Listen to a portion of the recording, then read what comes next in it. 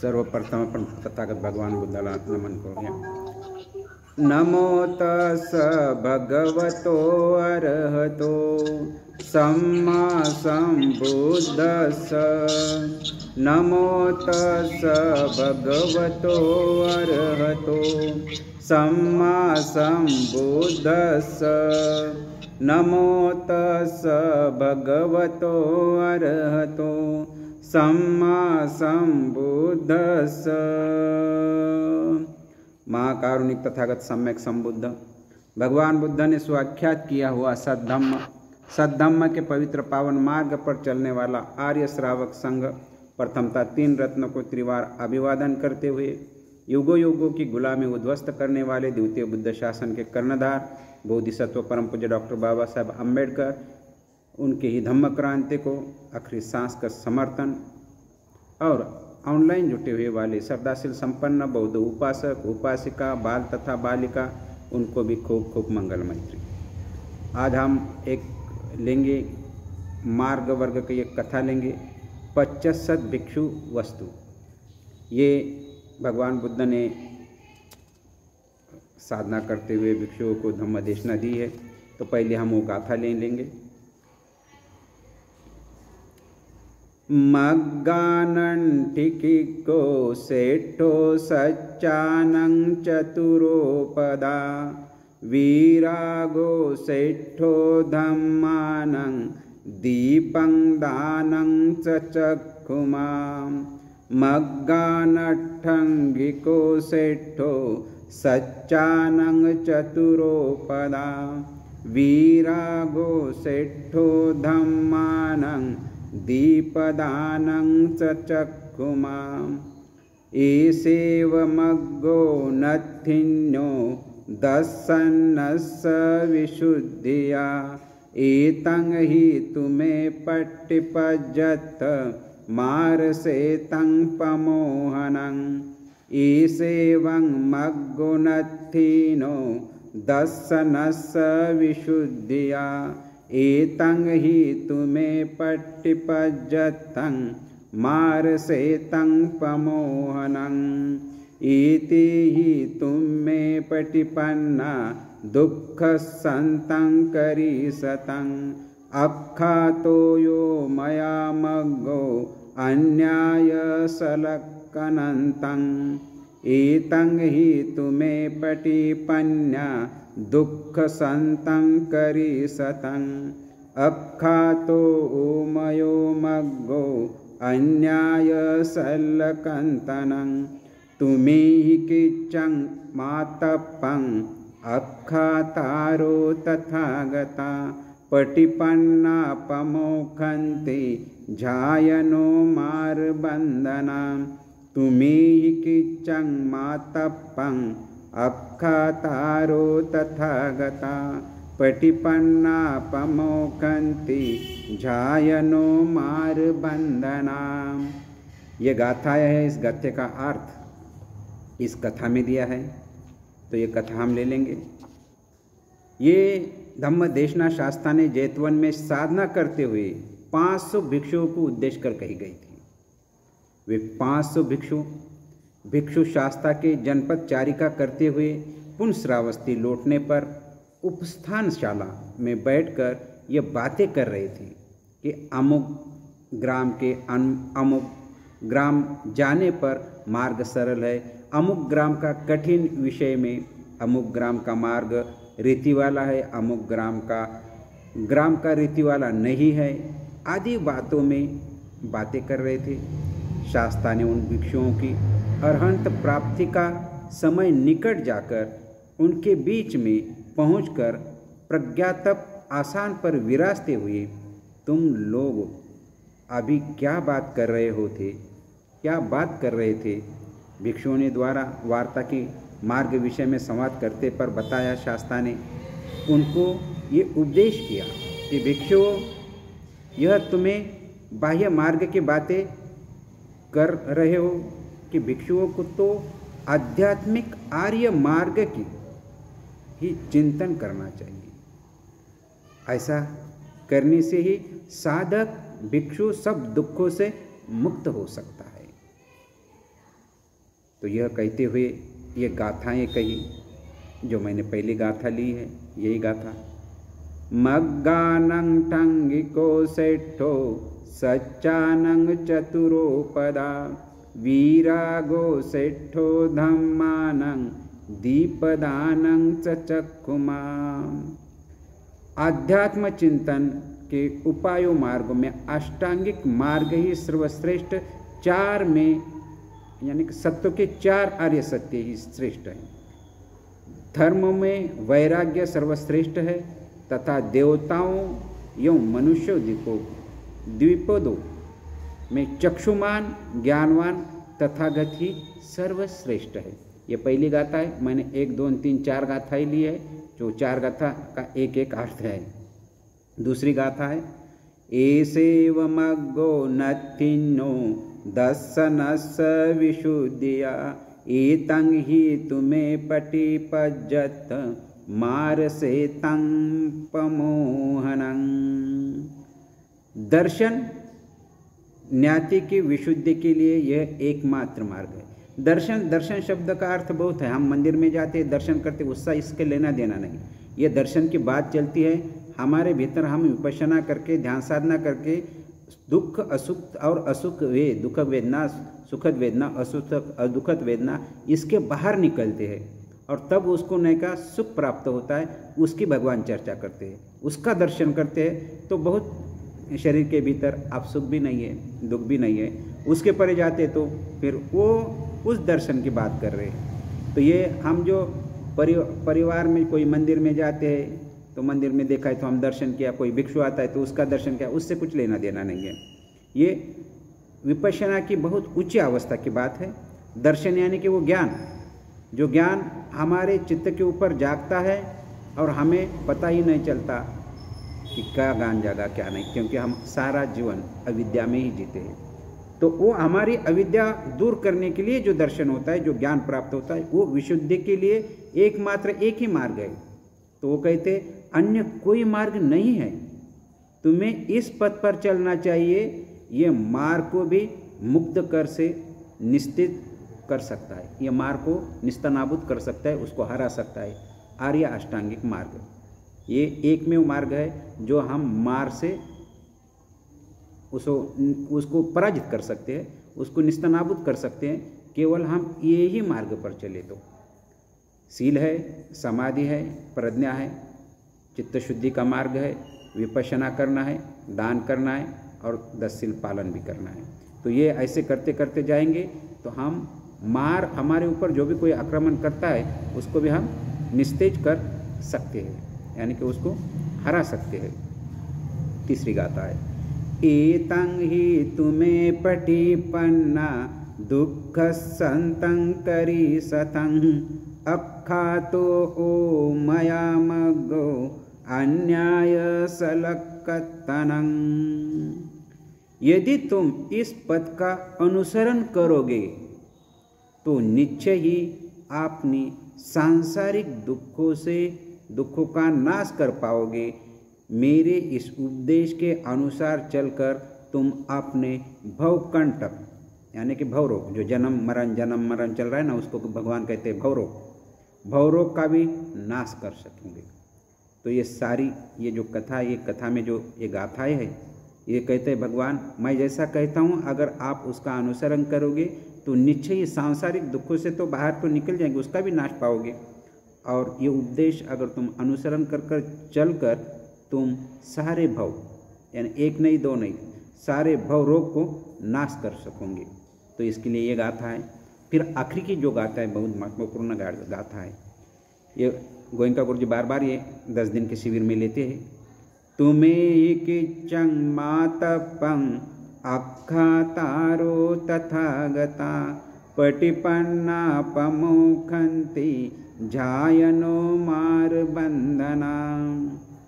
तुम्हें ही एधवर्ष कठिन तप व उद्योग परिश्रम करना है। जो तप करना है वो आप लोगों को ही करना है। तथागत तो केवल मार्ग बता सकते हैं। यह निश्चय समझ लो कि जो इस मार्ग का अनुसरण करेंगे वो अवश्य ही भव दुख से मुक्त हो जाएंगे। तो ये 4 गाथा है। यह गाथों में मग्गन ठिग्ग को यानी कि पैरों में चलने वाला यह मार्ग है, आदि हो या 62 प्रकार के दृष्टि मार्ग है। भगवान बुद्ध के समय 62 प्रकार की मान्यता थी, उसमें थे मग्गन आठिको को ये मार्ग देने वाला।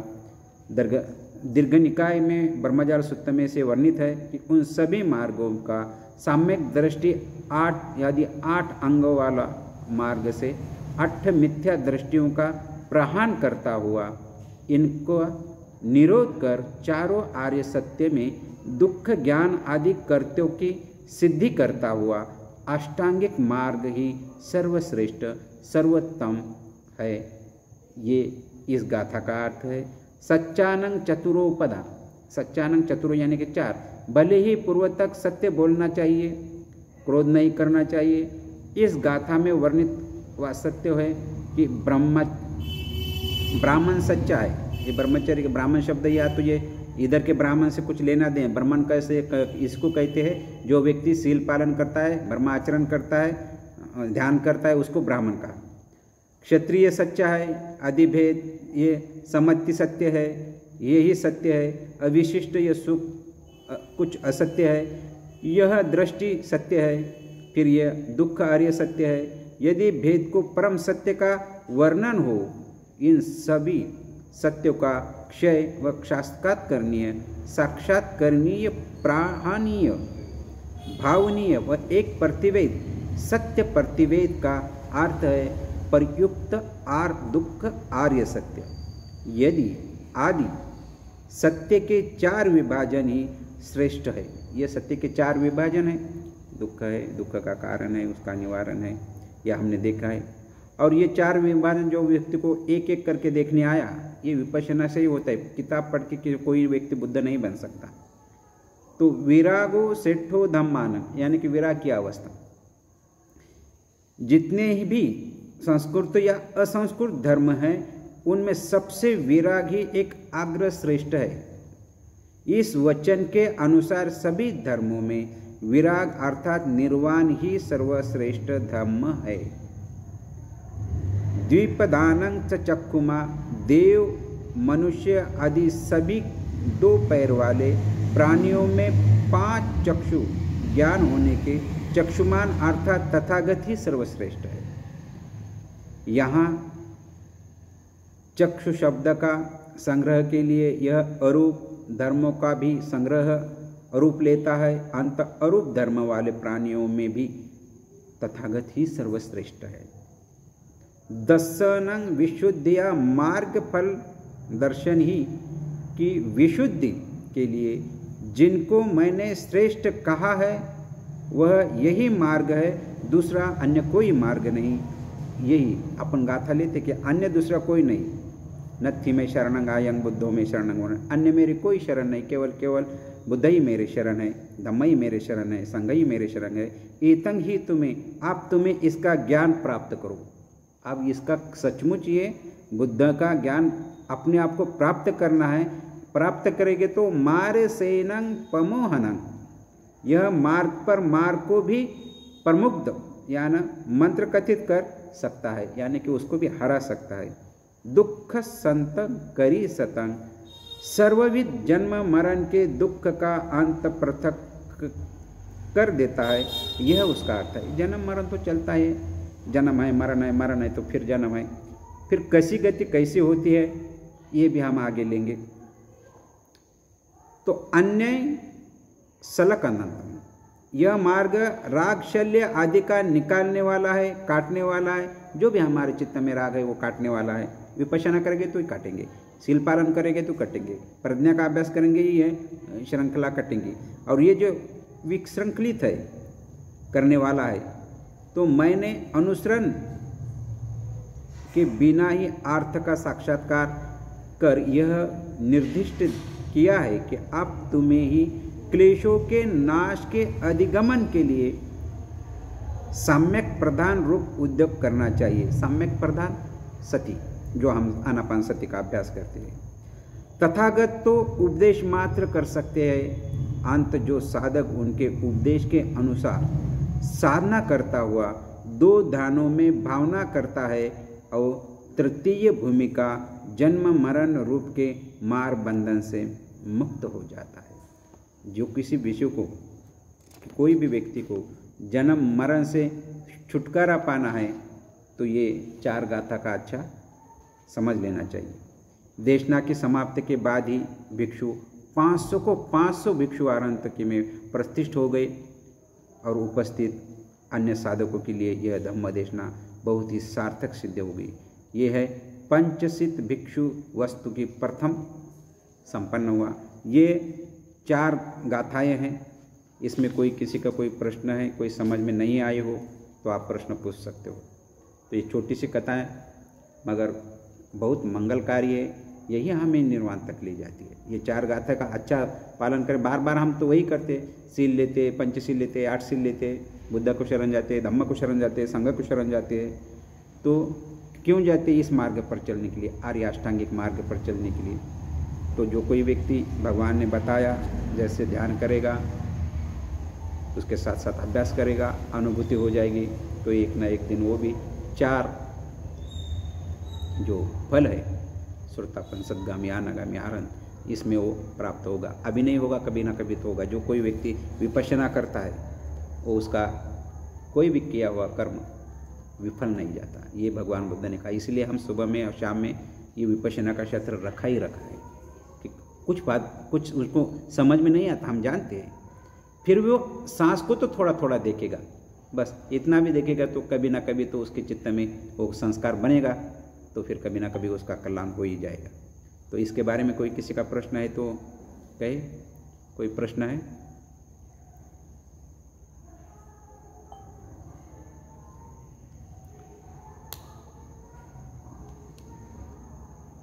कोई किसी का कोई प्रश्न नहीं है?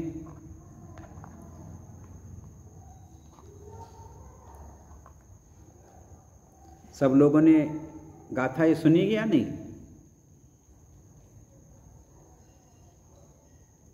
हॅलो, मराठीत सांगा थोडं, मराठीमध्ये सांगा थोडं. अच्छा.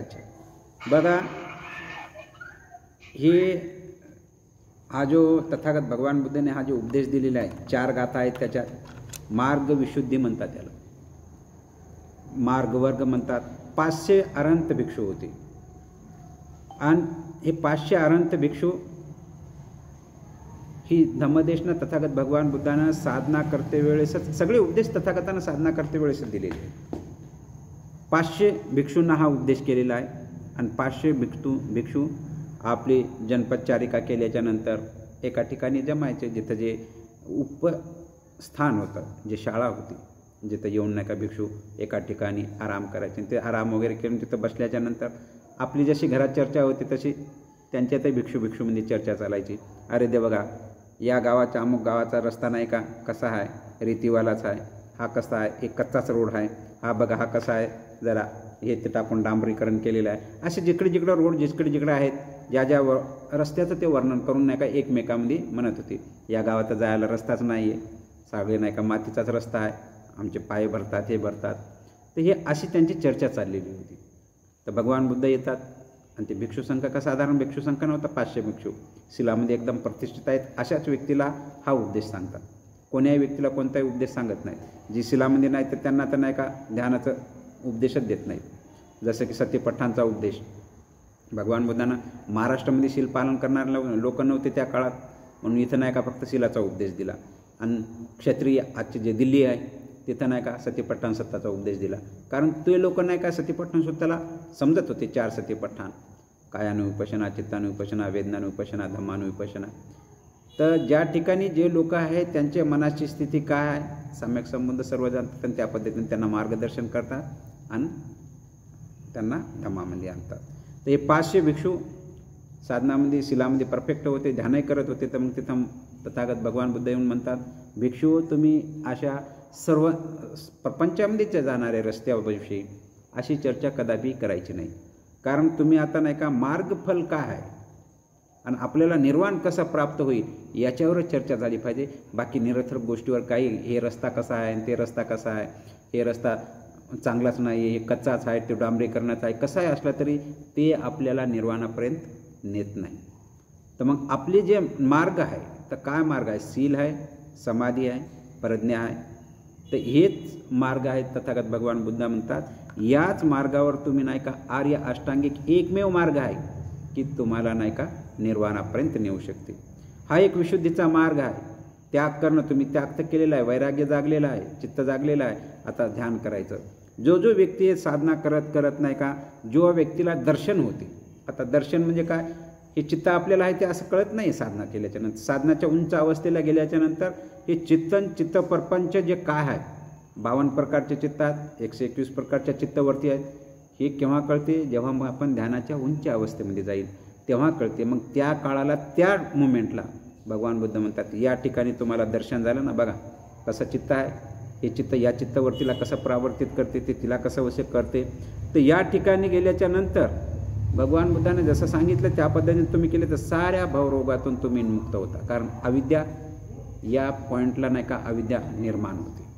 आणि अविद्या निर्माण झाली की मग आसक्ती हे ते सर्व होऊन इथून आपला जन्म होतो. तर भगवान बुद्ध म्हणतात की कोणतंही हे आहे, शील आहे, समाधी आहे, प्रज्ञा आहे आणि साधना करायची. 4 सत्यपठाण अलग अलग पद्धतीनं करायचे. ही 6 इंद्रिय आहेत. हे 6 इंद्रिय, एक इंद्रिय याचं काम करत नाही. आता कानाचं काम डोळा करत नाही, डोळ्याचं काम नाक करत नाही, नाकाचं काम जीभ करत नाही. हे सगळे अलग अलग आहेत, एक एक करत नाही. आणि 6ही सळायतांना जो व्यक्ती सेपरेट करून बघू शकतो तो ते तिथपर्यंत त्या पोहोचलेले असते. आणि त्यांना आता थोडं मार्गदर्शन होऊ शकते की तुम्ही असे लोक इथपर्यंत पोहोचलेले आहेत की तुम्हाला नाही का हे दुःखाचा मार्ग आहे ते समजलेलं आहे. तर या सांसारिक या मधल्या गोष्टींवर जास्त लक्ष केंद्रित न करता आर्य अष्टांगिक मार्गावर लक्ष केंद्रित करा आणि त्याचं नाही का तुम्ही अनुसरण करा. तर सारे भवरोगातून हे तुम्ही बाहेर निघसाल आणि सगळ्या दुःखातून बाहेर निघून पुनर्जन्म जन्म घेणं मरणाची ही कडी आहे ती तुम्ही तोडाल आणि पुन्हा नंतर नाही का तुम्हाला जे सुख आहे त्या सुखाचा तुम्हाला लाभ होईल. असं सांगत तथागत भगवान बुद्ध नाही का त्यांना उपदेश देत होते. त्यांची विपश्यना चालत होती. उदय बघत नाही का निर्वाणिक अवस्थेची डुबकी तर त्या लोकांना 500 लोकांना लागली आणि ते व्यक्ती 500 आरांत झाले. हे साधना करायचे, उपदेश द्यायचे, त्यांच्यासोबत भगवान बुद्धाचे धम्माचे तरंग पण राहायचे. नुसतेच नस जो कोणी व्यक्ती संवेदनाच्या आधारावर बोलतो ते एक तरंग नाही का हजारो मैलापर्यंत जाते. असे निसर्गाचा एक नियम आहे. तर कोणी व्यक्ती आहे तर बुद्ध असतात. त्याचं तर काय जेवढं ज्ञान असते तेवढं, जेवढं चिंतन करावं तेवढं कमीच. कारण त्यांना सगळ्यांचंच ज्ञान असते, त्रिकाल योग्य असतात, तर त्यांना माहीत असते सर्व. तर भगवान बुद्ध म्हणतात मी जसं सांगितलं तसं केलं तर तुम्ही नाही का निर्वाणापर्यंत पोहोचतात. याचं सगळं मेहनत तुम्हालाच करावं लागते, दुसरं कोणी करणार नाही. जी आखरीची मी गाथा घेतलेली आहे, तुम्ही किच्चंग आत्ताप्पंग, तर याचं जे काय तप करायचं आहे ते तुम्हाला करावं लागेल. तुम्ही किच्चंग मा तप्पंग अख्खा तारो तथागता पटिपन्ना पमोखंती जायनो मार बंधना. माराला जर आपल्याला हरवायचं असेल तर तप आपल्यालाच करावं लागेल. दुसरा व्यक्ती करून आपल्याला त्याचा लाभ होत नाही. मग इथून जो काय करायचं आहे ते प्रयत्न आहे ते आपल्याला शीलपालन केलं तर आपल्याला लाभ होते. समाधीचा अभ्यास केला तर आपलं मन शांत होते, आपली विकार निघतात. अजून त्याच्या पुढे गेलं समाधी प्रज्ञेचा अभ्यास केलं, चित्तशुद्धीचा अभ्यास केलं, जेवढं आपण प्रज्ञेचा अभ्यास करून समतेमध्ये राहील तेवढे आपण विकारातून बाहेर निघेल. अजून बाहेर निघाल्यानंतर हे 4 सत्य आहेत जे आर्य सत्य स्पष्टपणे आपल्याला लक्षात येतात. हे दुःख का निर्माण होते, दुःखाचं कारण काय, याचं निवारण काय, याला काय करायला पाहिजे काय नाही, सगळं स्पष्ट समजते. काहीही त्याच्यात हे नाही. असा व्यक्ती एक ना एक दिवस आरंतला पदाला पोहोचतो. इथं पोहोचल्याच्या नंतर आणि बघता तर 500 आरंत लोक होऊन जातात. 500 भिक्षू आरंत होऊन जातात. आणि जे दुसरे भिक्षू असतात, साधक असतात, भिक्षू तो 500 जणांना 500 आरंत होतात, तर साधक असतात त्यांना पण ही गोष्ट कथा सार्थक ठरते आणि ते पण त्यांची श्रद्धा बुद्धांच्या प्रती वाढते. काही तर स्वरूपापन पण होतात. तर अशी एक छोटीशी कथा आहे. याच्याविषयी कोणाला काही नाही समजलं असं आहे आता साधुकार खूप साधुकार हे आमच्या घराजवळ ते गणपतीचं आहे, ते आवाजच नाही येते. अच्छा गणपती आला हां, तर थोडं तर आहे माझा समजलं ना. तर आता हे तर असा आवाज तर येणारच नाही. तर अजून एक सांगतो आपण. आता बऱ्याच लोकांचा एक प्रश्न आहे की बाबा भगवान बुद्ध वारंवार आपण जे प्रत्येक गाथात येतो ना आपण इथं तर त्याच्यात नाही का एक शब्द येतो देवलोक देवलोक देवलोक. तर हे देवलोक काय आहेत आणि देवलोक कसे आहेत, तर याचं आपण जे सेशन आहे ते आपण आता उद्या बघूया. तरी पण आज आपल्याला जर माहिती करायचं असेल तर देवलोक नेमके काय आणि काय नाही. 31 प्रकारचे देवलोकला राहतात प्रत्येक ब्रह्मांडामध्ये. असं काही एकच ब्रह्मांड नाही आहे आपलं. भगवान बुद्ध म्हणतात जेवढे आकाशगंगा आहेत, जे टेक चंद्र आहे, सूर्य आहे, पृथ्वी आहे, ज्या ज्या ठिकाणी आहे तिथं तिथं 31 लोक राहतात. हे 31 प्लेस. तर बघा याच्यात आपण नाही का आज आयुष्यमान जाणून घेऊया. नंतर नाही का त्यांचं पुढं आहे ते आपण कोणतं कर्म केल्यानं कोणत्या गतीला जातो हे भगवान बुद्धानं सर्व सांगितलेलं आहे. बघा नरक लोकाचं आयुष्यमान अनिश्चित आहे, असुर लोकाचं आयुष्यमान अनिश्चित आहे, प्रेत लोकाचं आयुष्यमान अनिश्चित आहे, पशुलोकाचं आयुष्यमान जे आहे आयु जे आहे ते अनिश्चित आहे, आणि मनुष्य लोकाचं आयुष्यमान हे अनिश्चित आहे, निश्चित नाही आहे. आता इथून पाहतो तर आपण सगळे बघतो तर निश्चित आहे का, एकदा जन्माल्याच्या नंतर त्याला काही ना काही रोग येते, हे येते, दुःख भोगतो आणि नाही का तो व्यक्ती मरतो. हे तर आपल्याला सरळ आहे. आता तर याच्यानंतरचे जे आहे चतुर्माराज एक देवता लोक आहे, याचा आयुष्यमान फिक्स आहे. तो 90 लाख वर्ष तिथं प्रतिसंधी झाल्याच्या नंतर 90 लाख वर्ष तो जिवंत राहू शकतो. 53 देवता लोकाचं आयुष्य आहे 360 लाख वर्ष. यामा देवताचं आयुष्य आहे 14 करोड 40 लाख वर्ष. तुषिता देवता लोकाचं आयुष्य आहे 57 करोड 60 लाख वर्ष. आणि निम्नरेती देवता लोकाचं आयुष्य आहे 230 करोड 40 लाख वर्ष. परमनित्य निमित्त वास्तवतिंग देवता लोकाचं आयुष्य आहे 921 करोड 60 लाख वर्ष. ब्रह्म परिषद देवता लोकांचं आयुष्य आहे 1 कल्प. कल्प का आधा तिसरा हिस्सा, कल्पाचा तिसरा हिस्सा ब्रह्म परिषद देवता लोकाचा आहे. कल्प जो असतो 1 कल्प म्हणजे 1च्या पुढे 140 शून्य ठेवायचे, त्याचा तिसरा भाग. ब्रह्मपुरोहित देवता लोकाचा आहे आधा भाग म्हणजे अर्धा कल्प. आता एक कल्पाची भाषा आपल्याला कळत नाही, हा फार मोठा कल्प असतो. आणि महाब्रह्म देवताचं आयुष्य आहे 1 कल्प. बघा पहिला तिसरा भाग अर्धा पुन्हा 1 कल्प म्हणजे कसं दुपटीनं वाढत चाललेलं आहे.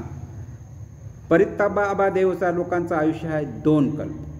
पहिला 1 कल्प हो महाब्रह्मा एकच कल्प राहिल्याच्या नंतर तो मृत्यूला पावणार. मग जसा तो त्याचा कर्मसंस्कार जागेल तसा मग कुठं ना कुठं त्याची प्रतिसंधी होणार. मग या कुठेही होऊ शकतो, नरक लोकातही होऊ शकतो, असुर लोकातही होऊ शकतो, प्रेत लोकातही होऊ शकतो, मनुष्य लोकातही होऊ शकतो, पशु लोकातही होऊ शकतो, किंवा 4 याच्यात इकडलं तर सर्व सुख बघितलेलेच असते त्यांचं. जे कर्मसंस्कार मरते वेळे जागल तसा नाही का त्याला तो मग त्या पद्धतीचं शरीर मिळत राहते. अपमान अर्थ देवताचं आयुष्य आहे 4 कल्प. आभासरा देवता लोकाचं आयुष्य आहे 8 कल्प. परित्तसुभा देवता लोकाचं आयुष्य आहे 16 कल्प. आता हे दुपटीनं वाढत आहे. अपमान सुभा देवता लोकाचं आयुष्य आहे 32 कल्प. शुभकिन्नक देवता लोकाचं आयुष्य आहे 64 कल्प. आणि नेहा फला देवता लोकांचं आयुष्य आहे 250 कल्प. म्हणजे बघा 64. आणि अंसत्त सन देवता लोकाचं आयुष्य आहे 500 कल्प. अविहा देवता लोकाचं आयुष्य आहे 1000 कल्प. अविहा देवता लोक या ठिकाणी अनागामी जो व्यक्ती आहे त्या लोकाचीच या ठिकाणी इथं प्रतिसंधी होती. श्रोतापन सद्गामी अनागामी 4 आहेत ना, या ठिकाणी तो अनंत होणार. आणि तो अनंत होणार हे निश्चित आहे. त्याला मग पुन्हा नंतर तो कोणत्याच देवता लोकात येत नाही ना, मनुष्य लोकात येत नाही, काही नाही. अविहा देवता आपण त्याचं विहापतनच होत नाही. अविहा देवता लोक 1000 कल्पाचं आयुष्य आहे त्यांचं. अनप्पा देवताचं आयुष्य आहे 2000 कल्प. शुद्धसी देवता लोकांचं आयुष्य आहे 4000 कल्प. आणि शुद्धसी देवता लोकांचं आयुष्य आहे 8000 कल्प. आणि 27 नंबरचे आहे अनकित्त देवता लोकांचं आहे 8 दुनी 16000 कल्प. आता याच्या नंतरचे जे आहेत जे अरूपचर आकाशयातन्य देवता लोक त्याच्या दुप्पट, विज्ञानचे यातनंग देवता लोक, अकिंच यातनंग देवता लोक, नेवसन्या यातनंग देवता लोक. आणि हे 4 आहे श्रोतापन सद्गामी अनागामी आणि आरहन. हे जे आहेत इथं पोहोचल्याच्या नंतर कोणत्याही व्यक्तीचा पुनर्जन्म होत नाही. पण इथं जो कोणी व्यक्ती पोहोचत नाही तोपर्यंत प्रत्येकाचाच जन्म मरण चालू आहे. जसे कर्मसंस्कार असतात त्या पद्धतीनं नाही का मरते वेळेस त्याचं चित्तवृत्ती कशी जागली त्या पद्धतीनं तो प्रतिसंधी होते. तर आज आपण एवढंच करूया, कारण हा किचकट प्रश्न आहे, काय तेवढं कळत नाही आहे. आता उद्या याच्यावरच आपण 2-3 दिवस चर्चा करूया. कोणा नाही बी ज्यांना हे 31+ समजून घ्यायचं आहे, कोणाचा प्रश्न आहे असा की बुवा देवलोक आहेत का नाही, तर भगवान बुद्धाने हे देवलोक कसे आहेत काय त्याचं वर्णन वगैरे सर्व केलेलं आहे. तर त्यासाठी महासमय सुद्धा घेऊया, म्हणजे हे आणि हे त्याच्यातलं कळेल. तर बुद्धांच्या प्रती श्रद्धा अटूट राहायला पाहिजे हे प्रश्न समजायचा असेल तर अशीच नाही समजत. आणि साधना करायला पाहिजे. जो व्यक्ती साधना करतात आणि भंगज्ञानाच्या पलीकडे जातात त्या व्यक्तीला हा प्रश्न कळतो. नाही तर मग चर्चाच चालू राहते. असतील तर कसे असतील, देवता लोक कसे असतील, आपण मनुष्य लोक कसे आहोत तसे देवता लोक आहेत, प्राणी लोक कसे आहेत तसेच देवता तुमच्यासाठी काहीही करत नाही. जसे प्राण्यासाठी आपणसाठी कोणासाठी काही करत नाही आहे. पण शील पालन करायले तर आपल्या शरीरातून एक तरंग निघतात आणि ते तरंग त्यांना नाही का समरस होतात की अरे हे लोक चांगलं बुद्धाचं आचरण करायलेत, धम्माचं आचरण करायलेत, ध्यान करायलेत. अशावर तुमच्यावर कोणतीही आपत्ती येत नाही आणि तुम्ही धम्माच्या मार्गावर लावून तुम्ही पुण्यकर्म वाढू शकता आणि नंतर नाही का आपली सद्गती करू शकता. मनुष्य लोकच अशी एक आहे ज्याला सुगतीचे लोक म्हणतात, ज्याला स्वर्ग म्हणतात. स्वर्ग म्हणता ना, तर स्वर्गमृग आपण मनुष्य लोकाचे लोक आहेत ते स्वर्ग लोकामध्येच आहोत. आणि आपण स्वर्ग लोकातच आहोत आणि आपण इच्छा करतो स्वर्गलोक पाहिजे. जसं पाण्यामध्ये एखादी मछली असली की तिला पाण्याचं महत्त्व माहीत नसते. पाणी काय आहे आणि पाण्याच्या बाहेर पडल्याच्या नंतर मग तडफडते, अरे पाणीचे जीवन आहे. तर तसंच आहे की आपण स्वर्ग लोकामध्ये सध्या आहोत आणि आपण इच्छा करतो स्वर्गाला कधी जायची. आता तर सध्या तर पर्यंत तर आपण इथंच आहोत. तर हे सुगतीकडे नेणारे लोक आहेत, त्याच्यामध्ये मनुष्य लोक आहेत. तर ते पुन्हा बाकीचे पण लोक येतात, ते सविस्तर आपण उद्या बघूया. कोणाचा काही प्रश्न आहे तर आपण उद्या करूया. आता 4 प्रतिज्ञा घ्या. कोणाला काही असेल शंका तर विचार.